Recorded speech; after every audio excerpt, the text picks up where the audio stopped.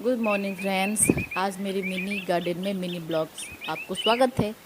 और आज मैं दिखाने वाली हूँ कि छोटे से ही एरिया में मैंने कुछ लगाई थी जो कि समर सीजन में इतना ज़्यादातर होता ही नहीं है, बट जो हुआ है एक फैमिली के लिए अच्छे से हुआ है।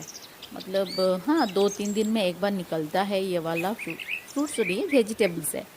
तो कुछ भी सब्जी आपको तो पता ही है कैसे बनाते हैं। तो मुझे अच्छा लगता है गार्डनिंग करना, जो कि वेजिटेबल्स गार्डनिंग बहुत अच्छा लगता है। और जब होता है वो देखकर और भी अच्छा लगता है। तो देखिए, इसको हम झूडोंगा बोलते हैं, आप क्या बोलते हैं मुझे कमेंट सेक्शन में बोलिए। और देखिए, थोड़ा थोड़ा करके ये सब इतना सारा हो गया। और हाँ, और घर के लिए तो अच्छे से हो जाता है। और देखिए कितना सारा हो गया, कितना सारा। देखिए, एक भी हाथ से नहीं